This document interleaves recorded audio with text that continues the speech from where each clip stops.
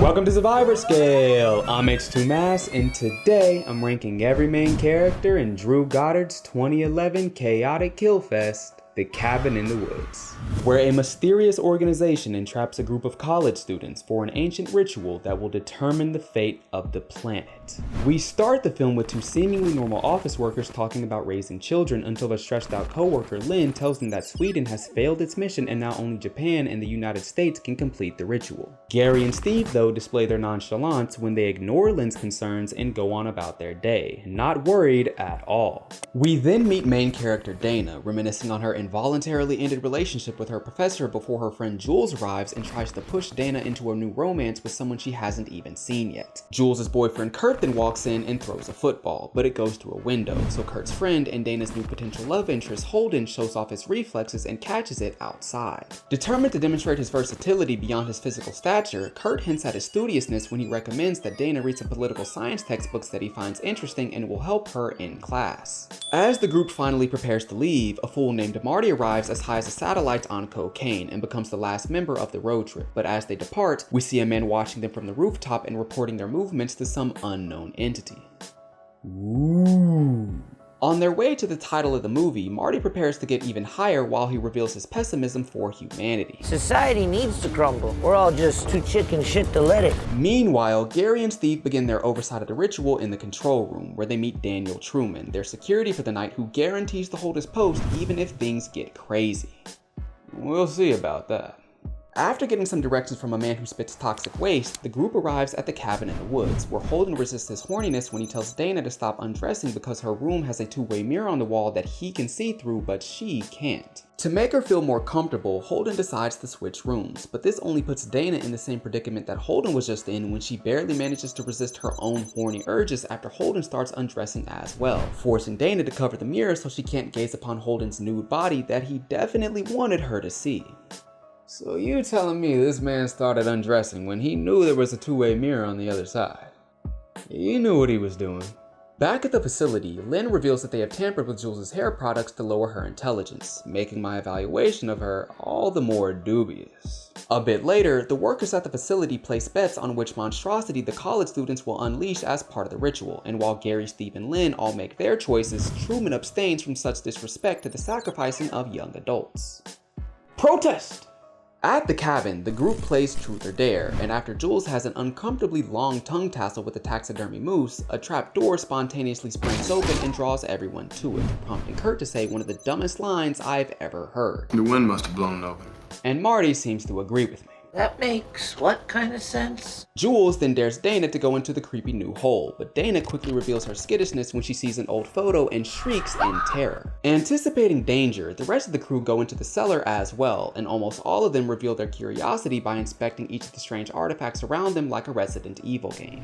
Marty, however, can sense the danger and doesn't need to satisfy his curiosity, telling them that they should leave the basement. I dare you all to go upstairs? Not listening to Marty's warnings, Dana starts reading aloud from some ancient diary that begins in English but then turns into Latin. Marty then tells them that they should definitely not read the Latin, but a disembodied voice that only Marty seems to hear tells them to read it out loud. When Marty tries to take the book away, Kurt stops him and Dana displays an egregious level of curiosity when she speaks the words instead of silently reading them.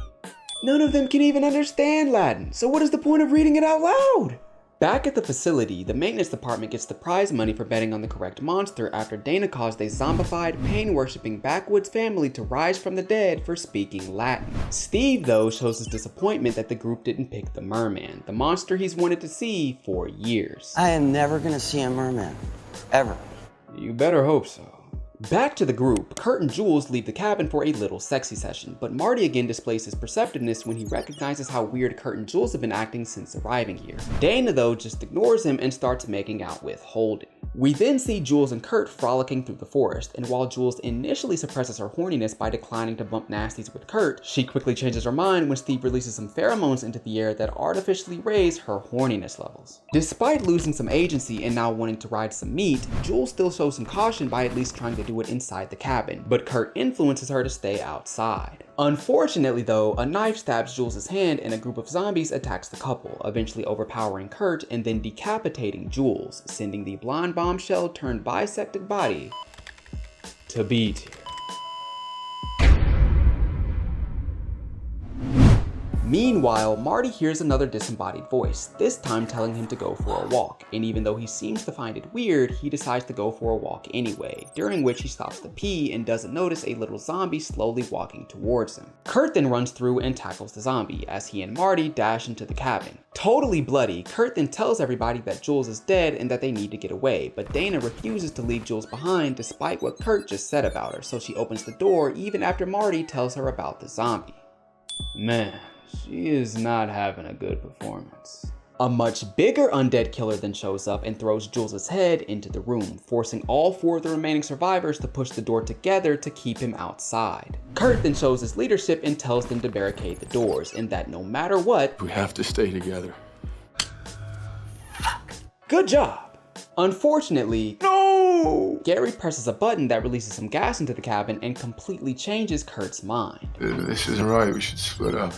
Damn you, Gary! While Marty continues to demonstrate his skepticism, Holden does the opposite and agrees with Kurt's decision. So when a zombie breaks the window, everyone runs into separate rooms and then Gary locks them inside. Marty then finds a hidden camera and somehow comes up with an incredible oversimplification of the strange truth. I want a reality TV show.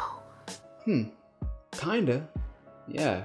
A zombie then pulls Marty through the window, but his strong composure allows him to grab his bong and then smack the zombie with it. Unfortunately, his attack isn't very effective and the zombie hits him with a knife as he runs away. The zombie then drags him into a ditch where the 2 of them engage in an unseen battle that Gary and Steve assume he'll lose. Meanwhile, another zombie breaks into Dana's room, but Holden shatters the mirror and lets Dana into his room. As Holden places the bed against the hole in the wall, Dana notices a trap door and the 2 of them escape into the basement. As they look for a different exit, a zombie hits Holden with a bear trap connected to a chain and begins to pull him into the air. Dana though shows some resolve and pulls Holden back down, before then stabbing the zombie with a nearby hook and then repeatedly with a knife when it doesn't die from her initial attack. Okay, she's doing better now. She even holds on to her new weapon instead of immediately dropping it in case she needs it later, unlike so many other horror characters, but Gary sends a shock to the knife that causes her to drop it and never think about it again. Kurt then busts in and leads the group to the RV so they can finally escape the woods with the cabin in them. Back at the facility, we see that a group of schoolgirls in Japan have defeated an evil spirit by turning it into a frog, leaving only the United States to complete the ritual and causing Gary's stress levels to rise so much that he starts talking like a supervillain. How hard is it to kill 9-year-old? Not so nonchalant now, huh? After realizing that the remaining survivors are about to escape, Gary tells the demolition team to blow up the tunnel leading out of the area, but since it hasn't worked this entire time, Gary shows off his electrical engineering skills and fixes the system himself, causing the exit to collapse and keeping the victims contained. Kurt though has other plans and decides to cross the abyss, preventing them from leaving by jumping over it with his motorbike. As some inspirational music swells, Kurt rides off the edge, soars into the air, and oof, leaving the jammed, jolted, and jacked up jock in A tier.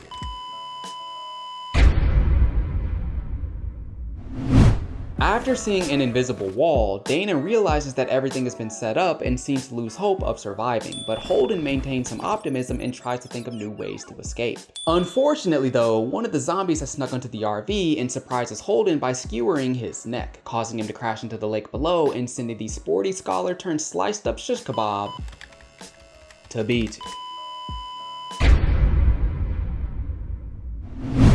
Thinking they killed off all of the college students except for Dana, Gary, Steve, and Lynn celebrate the completion of the ritual, and Dana shows some incredible resolve by climbing out of the water after somehow surviving a crash from more than 40 feet. Unfortunately though, the zombie attacks Dana once again, but before he can finish her off, Marty jumps out and knocks him down from behind, allowing Dana to smack him off the dock with a plank.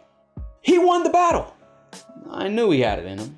Marty and Dana then go into an elevator that Marty found earlier, and Marty reveals the film's second electrical engineering aficionado when he rewires it to go further underground so they can at least try to find a way out. As they descend this mysterious abyss, they encounter a collection of horrific creatures locked inside containment cubes, with Dana realizing that they come from all the weird artifacts they were messing around with in the cellar. Should've listened to Marty.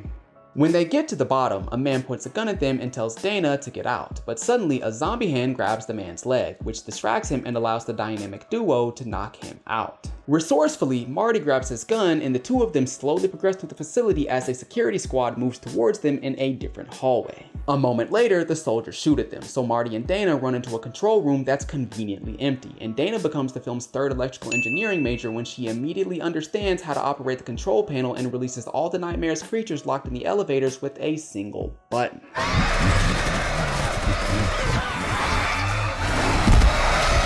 Why the hell do they have a button that does that? What possible reason could there be for being able to so easily unleash a horde of evil? As Dana and Marty keep themselves hidden in the control room downstairs, the monsters spread throughout the facility and begin killing nearly all of the employees. Unfortunately though, a big ass bat flies through the window and forces Dana and Marty to flee into a hole in the wall. Meanwhile, Gary and Lynn try to unlock a secret escape room while Truman shows great composure and tries to gain control of the increasingly terrifying situation. Sadly though, a group of scarecrows gets inside and gangs up on him, but he stays true to his promise from earlier and shows even more ridiculous composure when he sets up and detonates a bomb, all while the scarecrows rip him apart. The explosion also throws Steve to the ground, and as he tries to recompose himself, he finally gets his wish and comes face to face with a merman. That ends up killing him. Oh, come on!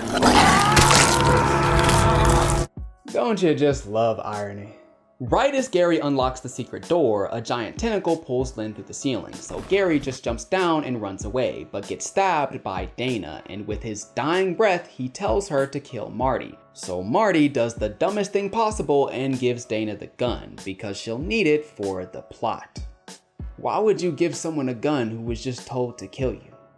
As the two of them continue through the tunnels, they end up in a room with 5 figures carved into the wall, and Dana shows some more deductive skills by realizing that they each represent a member of their group. Shockingly, the director of this whole organization then walks in and explains that they have to perform this ritual to prevent some ancient gods from overtaking the earth, and that Dana needs to kill Marty to finish the job. Marty though lets his nihilism bubble back up and says they should just let the ancient ones rise and kill everyone on the planet. Not wanting everyone to die, Dana then points the gun Marty just gave her towards Marty, but then a damn werewolf comes in and bites Dana, causing her to drop the gun, so Marty grabs it and shoots the werewolf. The director then tackles Marty, and the two of them wrestle for the weapon, but after Marty's poor melee ability causes him to lose the battle, he gets saved when the zombie Kurt tackled comes in and kills the director with an axe. With time running out to kill Marty and complete the ritual, Dana apologizes for almost shooting Marty, and the two of them take a smoke break right before a giant hand rises from beneath them and destroys the cabin in the woods, leaving the sore student and the speculating stoner